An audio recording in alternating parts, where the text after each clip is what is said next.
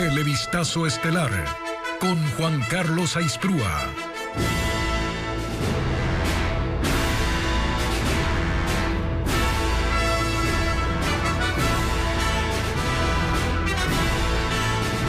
Bienvenidos a una nueva jornada de noticias en Televistazo Estelar este martes 18 de julio. Arrancamos con la llegada de la paratleta Kiara Rodríguez, un orgullo para Ecuador.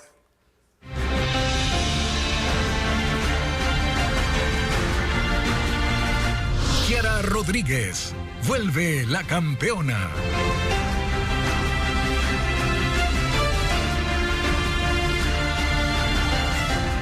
Retornó al país la campeona Kiara Rodríguez, que obtuvo 2 títulos mundiales en los Juegos de Paratletismo en París. Teo, estamos frente a una de las mejores deportistas del Ecuador. Sí, Juan Carlos, y ahora ella se alistará para los Juegos Paralímpicos de la temporada 2024. Kiara arribó a la capital y compartió las emociones vividas en París.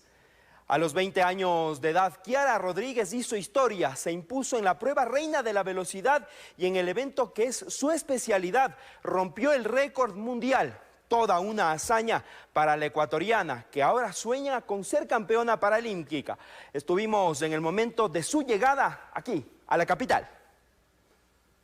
Así fue recibida la doble campeona mundial el momento en el que arribó al país.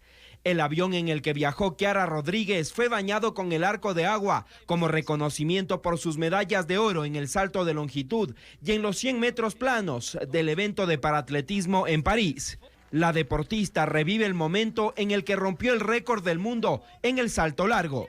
También estaba dura la competencia, la de Nueva Zelanda tuvo que saltar 5.91 para yo poder sentir un poco de presión, porque desde el primer salto yo iba llevando el primer lugar. Entonces ella con el 5.91 me pasó y en mi tercer salto yo logré obtener el récord del mundo, que fue con 6 metros 23 centímetros.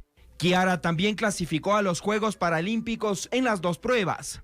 Pero los desafíos deportivos para Kiara continuarán con más certámenes estelares este mismo año. Voy a prepararme de la mejor manera para así mismo seguir obteniendo muy buenos resultados en mi próxima competencia, que serán los Juegos Panamericanos de Santiago, Chile. La campeona fue recibida por el ministro del Deporte. Kiara Rodríguez cumplió una actuación trascendental en este inolvidable Mundial de Paratletismo. Y Kiara Rodríguez se reencontrará con sus familiares y amigos en Guayaquil. En breve les mostraremos el emotivo momento.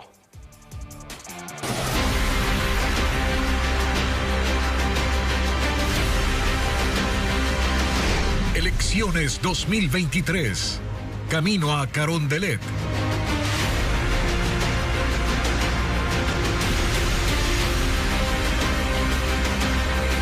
El Consejo Nacional Electoral se pronunció sobre el conteo rápido para estas elecciones, una propuesta que no fue acogida, informa Carla Delgado.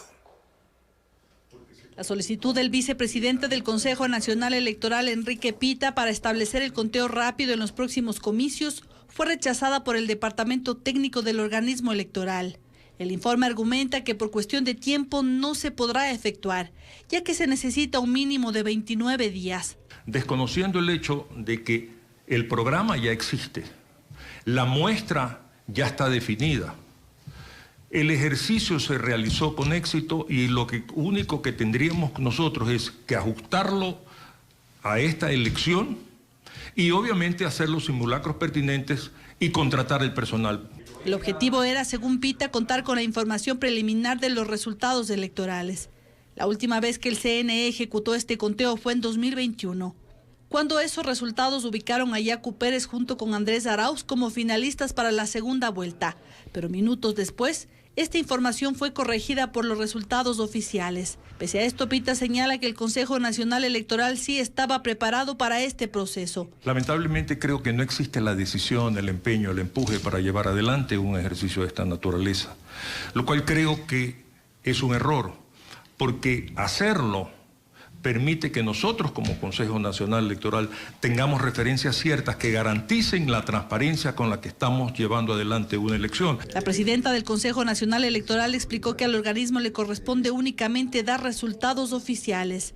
Además informó que ya están aprobadas 6 empresas para desarrollar el exit poll. La agenda de la mayoría de los presidenciables se centró hoy en las grandes ciudades. Francisco Garcés resume sus actividades. La mayoría de candidatos a la presidencia de la República están en Guayaquil y Quito, donde combinan las actividades de planificación de sus campañas con los eventos para mostrar sus planes de gobierno. El ritmo no se incrementa en este segundo día de la semana, en el que los postulantes siguen alejados de los actos masivos.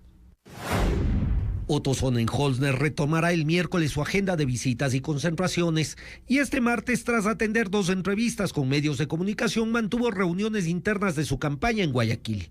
Lo hizo tras regresar de Quinindé, en donde asistió al velorio de Rider Sánchez, candidato a la Asamblea que fue asesinado este lunes. Yacu Pérez fue uno de los pocos candidatos que se presentó en un acto público ante una serie de invitados y medios de comunicación. Fue en un recinto del Centro de Exposiciones Quito, en donde desde temprano se colocó la pantalla gigante que fue el fondo de una pasarela en la que el candidato caminaba mientras presentaba sus propuestas de llegar a la presidencia de la República. Entre los invitados destacaron Marlon Santi y Cecilia Velázquez, coordinadora y subcoordinadora del movimiento Pachacutic.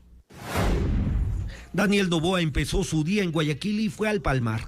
Ahí recorrió las calles acompañado de sus simpatizantes. Charló con jubilados, campesinos y representantes de varios gremios a quienes les habló de sus planes productivos y sociales. Bolívar Armijo llegó a Guayaquil. Participó en un debate con estudiantes de la Universidad de Coteca, ante quienes expuso su plan de gobierno. También compartió sus experiencias en la administración pública, escuchó a los jóvenes y respondió sus preguntas. Fernando Villavicencio también arribó a Guayaquil para cumplir una visita a la Universidad Católica, donde compartió sus propuestas frente a profesores y estudiantes. Lo hizo tras concluir sus actividades en Napo, en la Amazonía. Allí estuvo en varias localidades, ofreció crear el Fondo Amazónico, luchar contra la minería ilegal y otras actividades depredadoras. Javier Herbas no tuvo actividades públicas desde el domingo y tenía previsto retomarlas la noche de este martes con un evento en el centro de Quito. Solo Luisa González y Jan Topic no tuvieron agenda pública. La fiscal Diana Salazar emite dictamen mixto en el caso Sinohydro. Acusará a 25 de los 40 procesados, entre ellos el expresidente Lenín Moreno y sus familiares. Ya pidió fecha a la Corte Nacional para la audiencia preparatoria de juicio. Jacqueline Rodas sigue este caso. De los 40 procesados en el caso Sinohydro, la Fiscalía acusará por cohecho a 25. Así lo dio a conocer la fiscal Diana Salazar a la Corte Nacional, al cerrar la etapa investigativa y presentar su dictamen mixto. Decidió acusar al expresidente Lenín Moreno, su esposa, su hija, 2 hermanos y una cuñada. También a su amigo Conto Patiño, dueño de la empresa Recorsa, su esposa y 4 hijos. Y a 5 exfuncionarios de Sinohydro, incluido el ex embajador de China en Ecuador, Cai Rungwo. Entre las 15 personas a las que absuelve está un exgerente de Coca-Cola Sinclair, funcionarios de la compañía de Patiño y una cuñada de Lenín Moreno. La fiscal pidió al juez Bayardo Espinosa que fije fecha para la audiencia preparatoria, en la que sustentará su pedido para que dicte auto de llamamiento a juicio y el caso pase a un tribunal previo para una posible sentencia. Según la teoría de la fiscalía, los involucrados formaron parte de una trama de sobornos para favorecer a Sinohydro con la adjudicación del contrato para construir la hidroeléctrica Coca-Cola Sinclair, mega obra que costó más de $2.000 millones. A cambio, habrían recibido 76 millones en coimas. Lenín Moreno está en Paraguay con medidas alternativas. Una de ellas le obliga a presentarse en Ecuador cada 4 meses. Su primera firma debe consignarla en octubre. Sin embargo, el cohecho es un delito que puede juzgarse en ausencia del procesado. Se sanciona hasta con 7 años de prisión.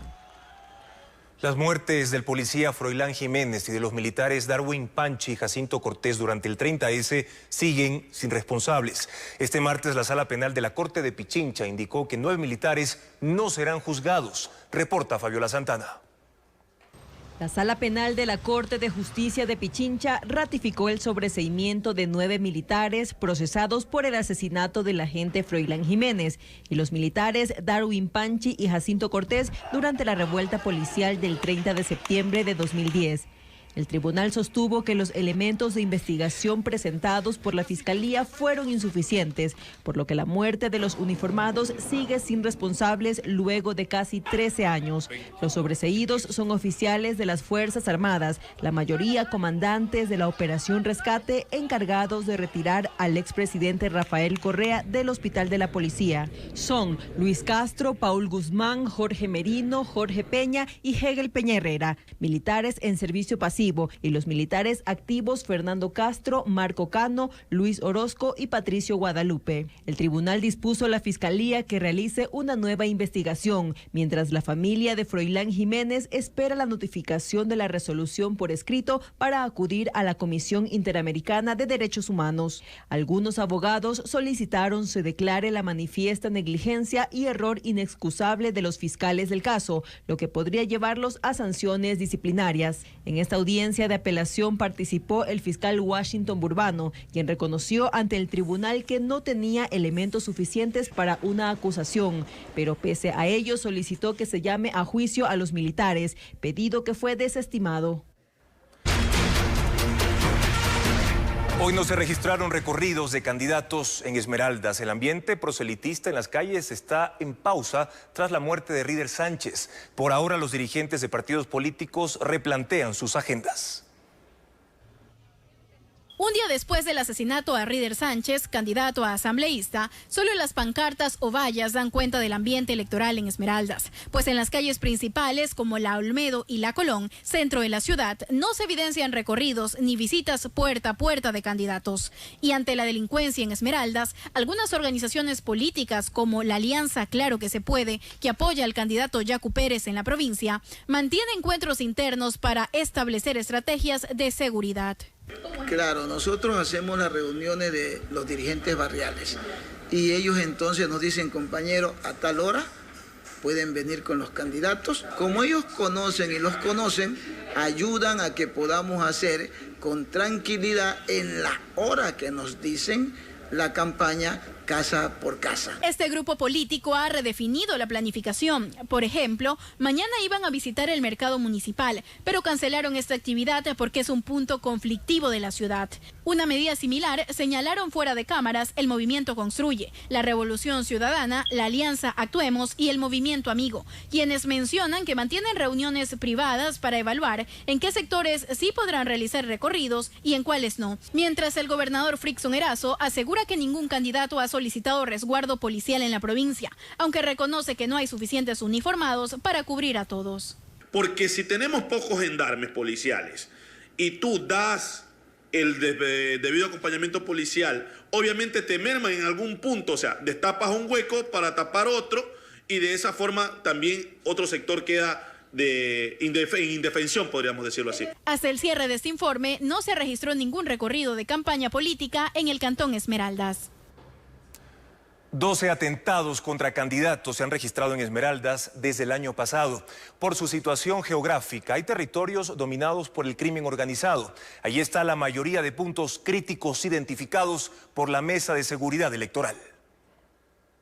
La Mesa de Seguridad Electoral tiene identificados 162 puntos críticos en Ecuador. Se trata de zonas en las que ya se han registrado incidentes, como robos o incluso asesinatos en comicios anteriores, y de territorios que son considerados más propensos a la violencia política. Tenemos estas provincias donde hay el alto índice de inseguridad que en todos los sentidos nos podría afectar en un proceso electoral. Manabí, Santa Elena y Guayas, pero especialmente Esmeraldas, se encabezan la lista. En esta última provincia, desde agosto del año anterior, cuando empezó el registro de candidaturas para las elecciones seccionales del 5 de febrero, se contabilizaron 12 atentados contra candidatos a alcaldías y prefectura. De acuerdo con inteligencia militar, en esa provincia existen actualmente 14 santuarios, que son espacios territoriales controlados por organizaciones delictivas. 12 están dentro de la ciudad de Esmeraldas y 2 en Quirindé.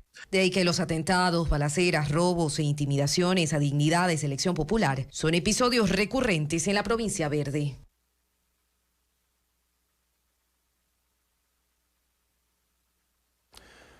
Y en estos momentos ya nos acompaña el general Fausto Salinas, comandante de la Policía Nacional, para darnos más detalles de cómo se va a trabajar en esta mesa de seguridad electoral previo a los comicios del 20 de agosto. General, buenas noches, bienvenido a Televistazo Estelar. Buenas noches, un saludo cordial a toda la ciudadanía. Con el lamentable fallecimiento de un candidato asambleísta, el asambleísta Ríder Sánchez, nuestras condolencias. Sin embargo, la policía da respuestas. Ya tenemos la información de la captura de uno de los posibles causantes, específicamente la persona que activó el arma de fuego. Se llama Ángel M., de 20 años. Encontramos elementos asociativos y vinculantes con este hecho delictivo, como es vestimenta y un arma de fuego. Es así como podemos dar respuesta en este momento tan crítico. General, este presunto asesino, ¿dónde lo ubicaron y cómo lo encontraron? ¿Cómo dieron con su paradero? Bueno, desplazamos unidades de inteligencia e investigación especializadas. Ellos tomaron una actitud proactiva, utilizaron las técnicas especializadas de investigación y logramos seguir un camino, unos nombres y unas ubicaciones. Con la ubicación final hubo una intervención con grupos tácticos y unidades de investigación y ya está detenido y esperamos capturar a los otros miembros de esta banda delincuencial. ¿Él está relacionado con alguna banda narcodelictiva o ustedes ratifican que fue delincuencia común el asesinato al candidato Ríder Sánchez? Bueno, por el momento la hipótesis que manejamos y que se está comprobando en los hechos y en las evidencias que estamos encontrando, se trataría de delincuencia común, específicamente un robo a mano armada. ¿De alguna manera ustedes podrían seguir con las investigaciones para dar con los demás miembros? Usted ha mencionado que son una banda que se dedicaría a este tipo de eventos delictivos. Por supuesto, eso es lo que estamos haciendo. Vamos a agotar todas las instancias de investigación para poder dar con los otros causantes de este hecho, pero el principal autor, que sería la persona que activó el arma de fuego, está detenido. A cada incidente, general, se pide a la policía dar mayor seguridad y cobertura a los candidatos. Ahí tenemos lo que pasó el domingo en la noche en Quinindé con el candidato Sánchez, pero se piensa que hay al menos 4.000 candidatos a distintas dignidades a escala nacional. ¿Qué van a hacer ustedes en ese sentido, tomando en cuenta la cantidad de aspirantes? Bueno, nosotros tendremos que priorizar cuáles son las personas que tienen mayor riesgo.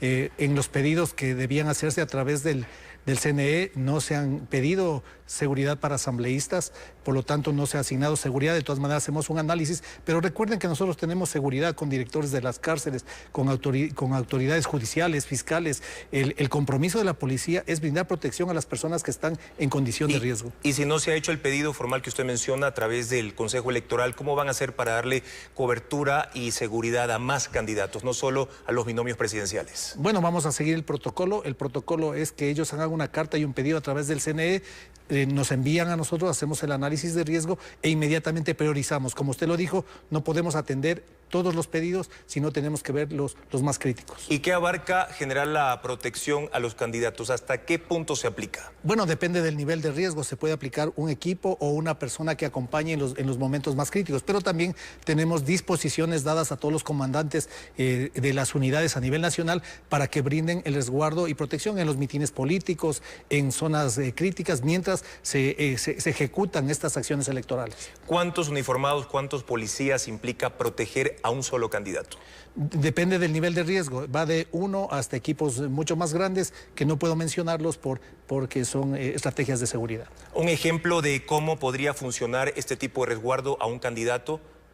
Bueno, primero hay un análisis de riesgo. El análisis de riesgo determina los puntos críticos. De ahí se asigna una persona. Estas personas, estos policías ya fueron capacitados, tuvieron una fase de entrenamiento donde se reciben técnicas de tiro, técnicas de investigación, técnicas de análisis, y con ello están preparados para brindar una protección. Y tienen la capacidad de coordinar con otras instituciones específicas, con otras unidades policiales que están en cada sector desplegadas. Y, por ejemplo, con un candidato a la presidencia de la República, ¿cómo funciona ya durante los recorridos y las actividades de campaña, general? Bueno, son equipos más grandes, no puedo dar el número, pero sí, ellos los acompañan, coordinan los desplazamientos, se coordina con inteligencia para hacer también un análisis de rutas que se van a tomar, y si hay algún nivel de riesgo o una advertencia de inteligencia, se le advierte también al candidato. ¿Y cómo harán para dar resguardo, por ejemplo, en Esmeraldas, en la provincia de Esmeraldas, que es considerada zona roja, y también ciertos territorios en esa provincia del norte del país que están tomados por el narcotráfico? Por ejemplo, ¿cómo van a hacer ahí para para garantizar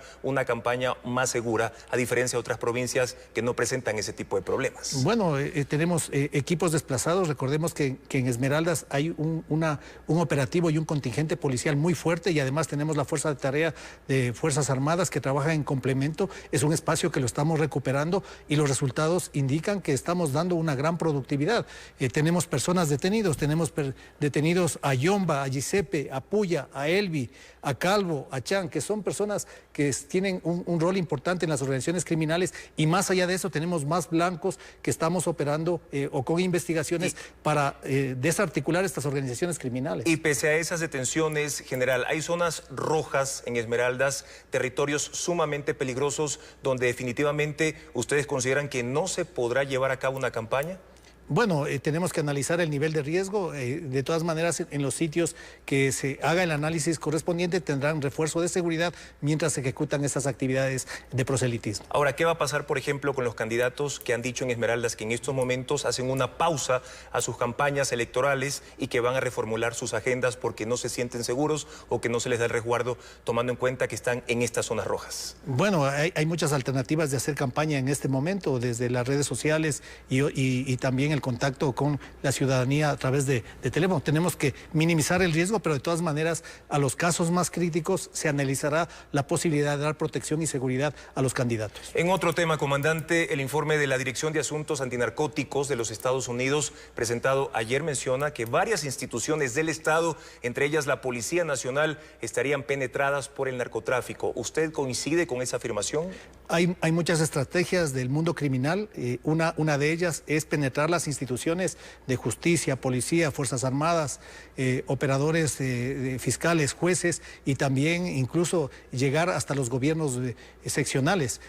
Pero ello precisamente obedece las estrategias que estamos tomando para identificar a las personas vinculadas, al menos en la policía, y también tenemos una lucha permanente con la justicia para encontrar estas personas que podrían cambiar de línea de la legalidad a la ilegalidad. Es decir, que en la policía entonces sí hay miembros relacionados al narcotráfico o ha sido penetrada por el narcotráfico. Hay personas que han estado vinculadas en hechos delictivos, nosotros los hemos investigado y los hemos puesto a órdenes de la justicia. Si encontramos a una persona, a un miembro de la policía que está participando en estas organizaciones criminales, tendrá que responder ante la ley. Y tenemos también dos formas de enfrentar. Primero, con las pruebas de control y confianza, que hemos incrementado 18 polígrafos, pero también tenemos la unidad de conducta. Esta unidad de conducta se encarga de investigar delitos que pueden ser cometidos por policías, y también la hemos reforzado. Agradecemos al comandante general de la Policía Nacional, Fausto Salinas, por habernos acompañado en este espacio informativo y explicar el plan de seguridad que se aplica durante esta campaña electoral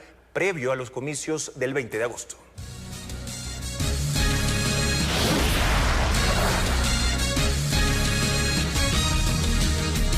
Más adelante, dirigentes de partidos políticos replantean sus agendas en Esmeraldas tras el asesinato de Ríder Sánchez. La campaña en las calles está en pausa en esa provincia.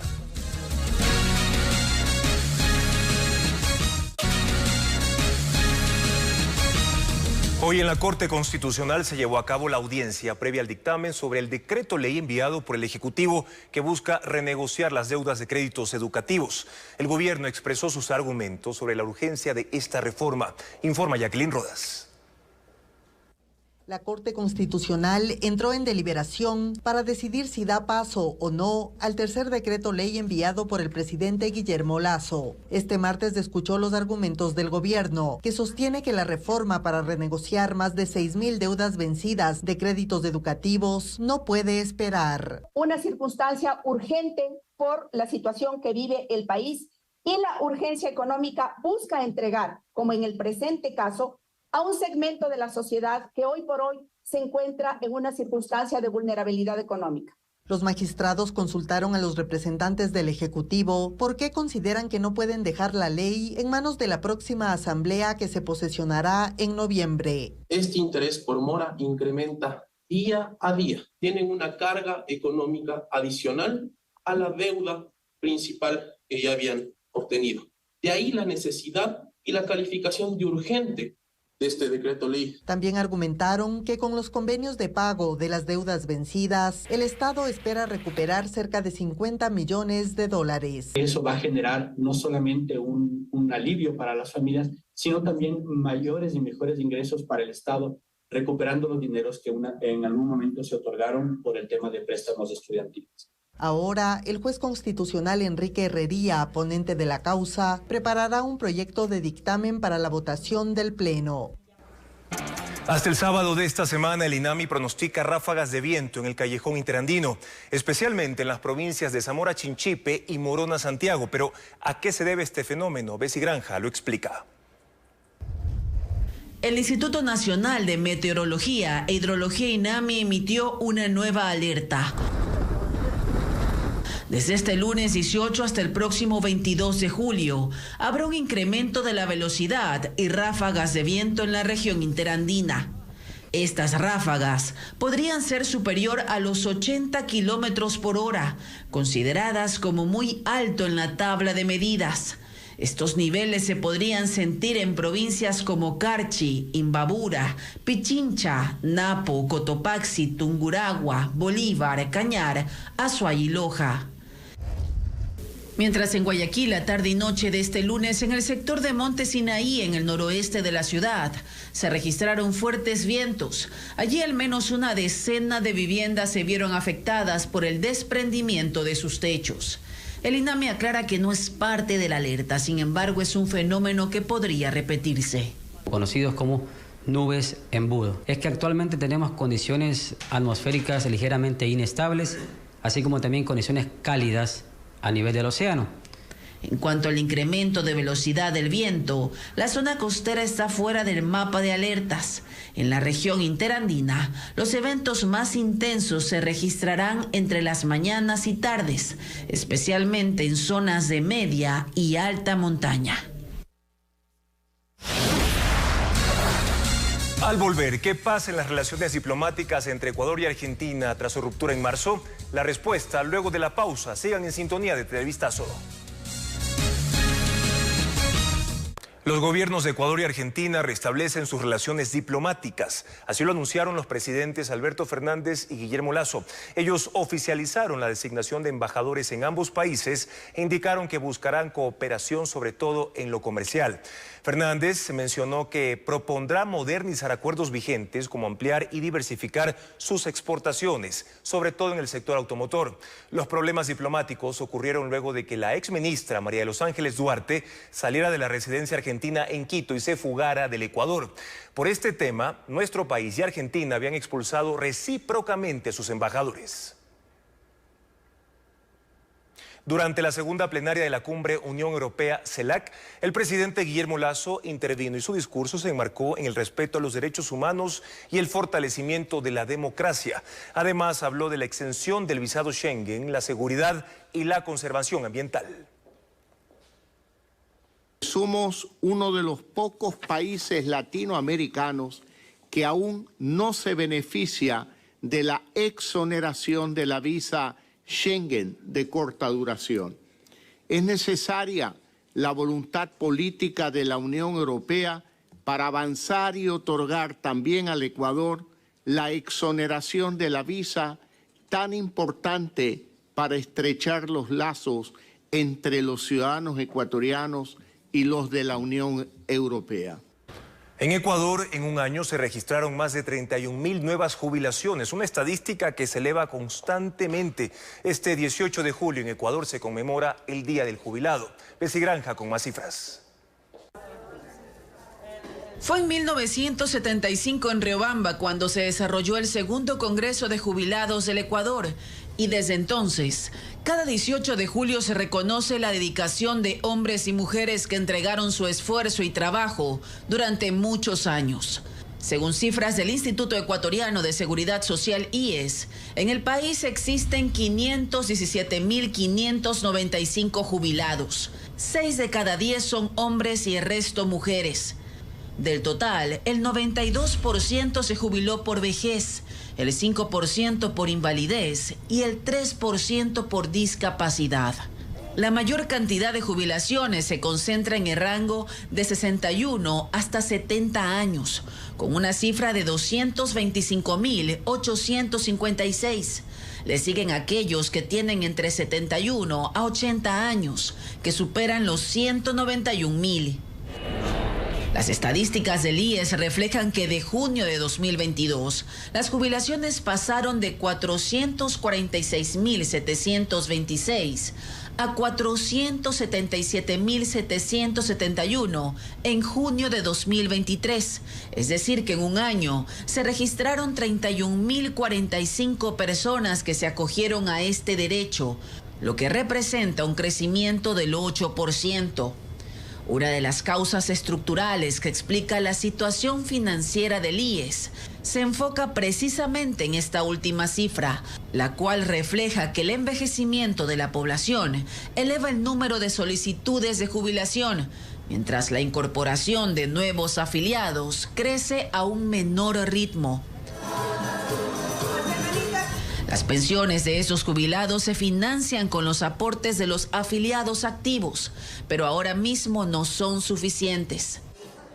De enero a junio de este año, el IES destinó más de 2.600 millones de dólares para las pensiones jubilares.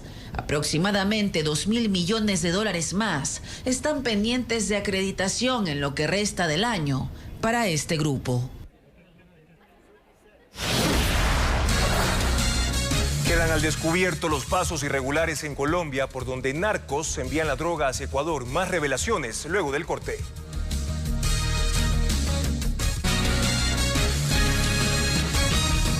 Tres delincuentes dispararon contra 7 personas que se encontraban en una vereda en el sur de Guayaquil. Minutos antes, la policía había requerido a las víctimas que se retiren del sector. Fue en el sector de la Floresta 1, al sur de Guayaquil. Un ataque armado dejó sin vida a 3 personas y a otras 4 heridas. Según informes policiales, 3 de las víctimas tienen antecedentes penales y se encontraban libando en la vía pública. Minutos antes del ataque, la policía los conminó a retirarse del lugar. Entre las heridas está una mujer embarazada. La policía tiene ya registrado en cámaras a los atacantes y se iniciaron los trabajos de investigación a fin de identificarlos y proceder con su búsqueda. 27 veces dispararon contra las víctimas. Las razones del ataque no se han determinado todavía.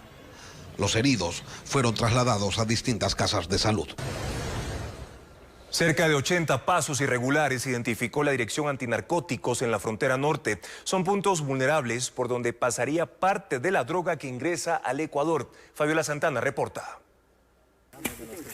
Los mayores productores de hoja de coca del mundo están en Sudamérica, según el informe de la Policía Antinarcóticos de Ecuador, elaborado con el apoyo de la Oficina Antidrogas de los Estados Unidos. Colombia, Perú y Bolivia pasaron de cultivar 234.000 hectáreas en 2019 a 314.000 en 2021. El 65% de esas plantaciones está en Colombia y el 24% en Perú. Ambos países comparten frontera con Ecuador y lo usan como almacenamiento y paso de droga, pero el mayor traficante es Colombia. En el informe se identifican 78 pasos irregulares en la frontera colombo-ecuatoriana. Hay 20 pasos irregulares en Esmeraldas, 33 en Carchi y 25 en Sucumbíos. Los narcotraficantes eligen esos pasos por el corto recorrido de 12 horas desde la frontera norte a la frontera sur. Además, la dolarización y también la debilidad en los controles.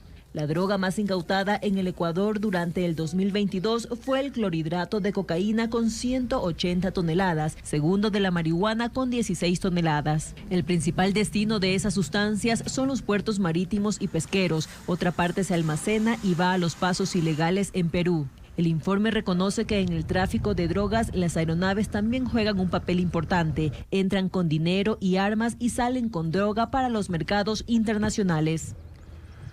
La Policía Nacional anunció la captura en Santo Domingo del presunto asesino del candidato asambleísta por Esmeraldas, Rider Sánchez. Según la policía, él disparó al político, sin embargo hay más implicados que participaron en ese crimen. El comandante general de la policía en entrevista hace pocos minutos en Televistazo indicó que ese asesinato fue cometido por delincuentes comunes. Se llama Ángel M, de 20 años. Encontramos elementos asociativos y vinculantes con este hecho delictivo, como es vestimenta y un arma de fuego. Por el momento, la hipótesis que manejamos y que se está comprobando en los hechos y en las evidencias que estamos encontrando, se trataría de delincuencia común, específicamente un robo a mano armada. Vamos a agotar todas las instancias de investigación para poder dar con los otros causantes de este hecho, pero el principal autor, que sería la persona que activó el arma de fuego, está detenido.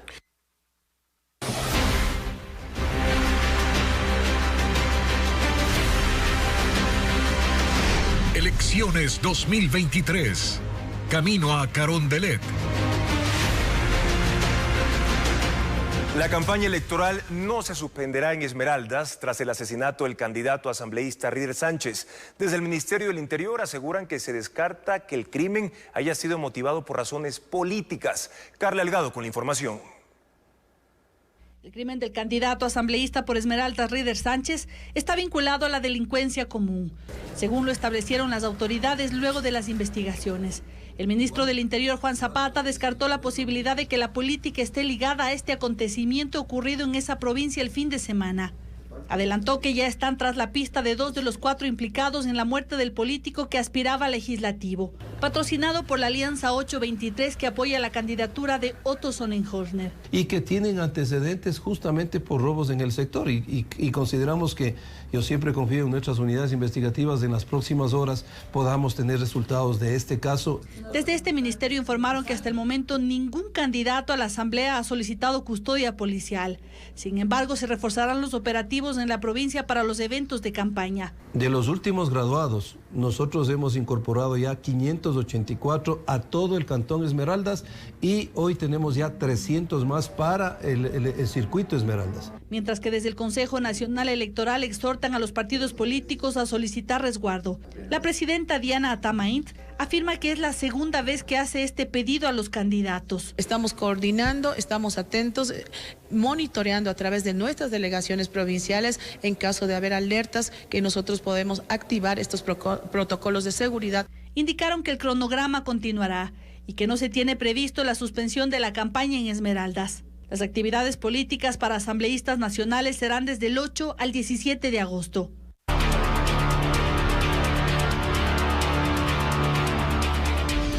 Islas Galápagos, un engranaje vulnerable. A cada barco de carga que llega a Galápagos le toma hasta 12 días en descargar contenedores con alimentos. Eso ocurre porque no tienen una infraestructura portuaria para acelerar el suministro de productos para el comercio. Diego Cuenca viajó al archipiélago y muestra las maniobras para abastecer a las islas. Los 2 únicos buques de carga que salen desde Guayaquil hacia Galápagos llegan al canal de Itabaca, ubicado entre las islas Baltra y Santa Cruz. Navegar a esa zona les toma hasta 4 días. Así lo hizo este barco llamado Fusion 2. Transporta alimentos y otros productos al archipiélago. Pero la nave solo llega hasta ahí, en medio del mar, porque las islas no tienen infraestructura portuaria para anclarse cerca de la tierra. Entonces, ¿cómo descargan las 3.500 toneladas de productos que llevan en 270 contenedores? Lo hacen como un trabajo de hormiga que empieza a las 5 de la madrugada, cuando 5 tráilers se movilizan desde Puerto Ayora hasta el canal de Itabaca, en el borde costero de la isla Santa Cruz. Un recorrido de más de 1 hora. Ya en el sitio les espera una gabarra donde embarcan los vehículos pesados. Cuando están listos, se dirigen hasta el buque, que está a 30 minutos. La gabarra se acerca al barco y empiezan las maniobras de descarga. La grúa mueve 10 contenedores y uno por uno los coloca en los trailers. En cada vehículo ponen 2 containers, en el que almacenan productos congelados, verduras, legumbres. Esa operación dura 1 hora. Al día puede ser 3 viajes o 4 viajes. Estaríamos hablando un promedio de 30 a 40 contenedores por día que se puede descargar. Es decir que para descargar toda la mercadería, la tripulación necesita 12 días. Tiempo que deben esperar los comerciantes para abastecerse de alimentos y cilindros de gas que van en el buque. Pero si algo se pudre en esa cadena logística, ¿se agrava la escasez? Si aquí en Galápagos hubiera un muelle de carga, necesitaríamos 24 horas para descargar todos los contenedores. Pero ahí no terminan las maniobras de descarga. Televisazo llegó al depósito de contenedores, que ha sido improvisado en un terreno en Puerto Ayora. Ahí los comerciantes reciben la mercadería que por cada quintal de legumbres pagan desde $1.47 hasta $1.95. Además deben cancelar el servicio de la gabarra, que cuesta 20 centavos por saco, en promedio. Desde la Cámara de Turismo de Galápagos, consideran que la instalación de un puerto disminuiría los costos de los productos. Entonces, una de las soluciones es la construcción de un puerto. Por ahora, eso es una promesa suelta, que solo tiene certeza de que el gobierno entregará $1 millón para la obra. Pero los galapagueños desconocen cuánto más hay que esperar para mejorar el abastecimiento de las islas.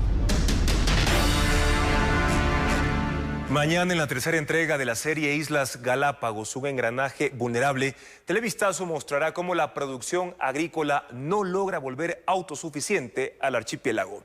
En otros temas, la oferta académica para estudios de cuarto nivel se amplía tras la aprobación que recibieron 3 institutos superiores para ofertas de 11 maestrías tecnológicas. Alberto Luna con los detalles. Institutos Superiores Tecnológicos recibieron la aprobación del Consejo de Educación Superior CES para ofertar 11 maestrías tecnológicas.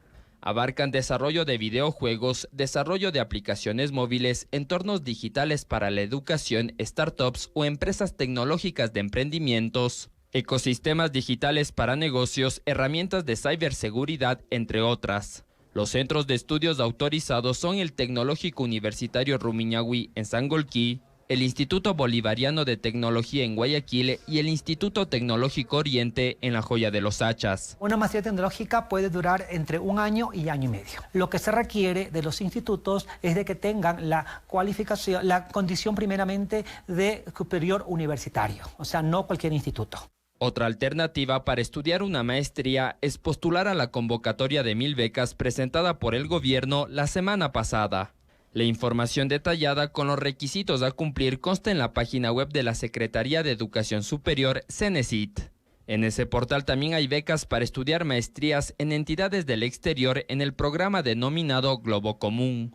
Mientras tanto, universidades europeas ofertan maestrías en la modalidad virtual. Para otorgar becas cuentan con el apoyo de la Organización de Estados Americanos. Estamos entregando 60 becas al 50% de descuento. Hemos duplicado la cantidad de postulantes y por eso nuestro interés para que cada vez más personas se beneficien es ir replicando este programa de becas. A este programa de becas postularon este año 1000 personas en Ecuador.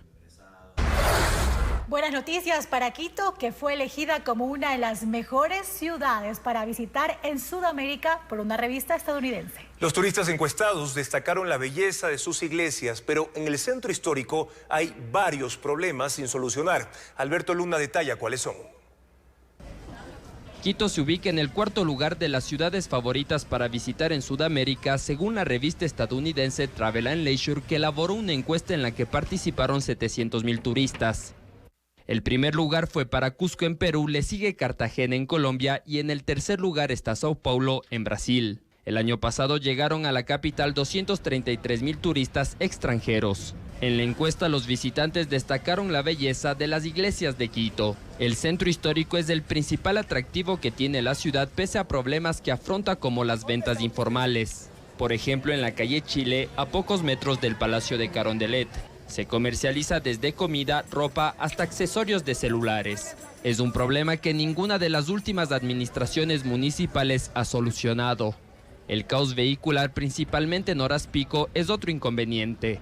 El tráfico es un poquito complejo en la parte histórica, que debería estar más, no debería estar pasando esto del tráfico que no te permita movilizarte con tranquilidad. Otros turistas extranjeros se quejaron de los perros callejeros. La caca de los pero en mis zapatos. La inseguridad, la venta de droga y el trabajo sexual también forman parte del lado negativo que opaca la belleza arquitectónica del casco colonial.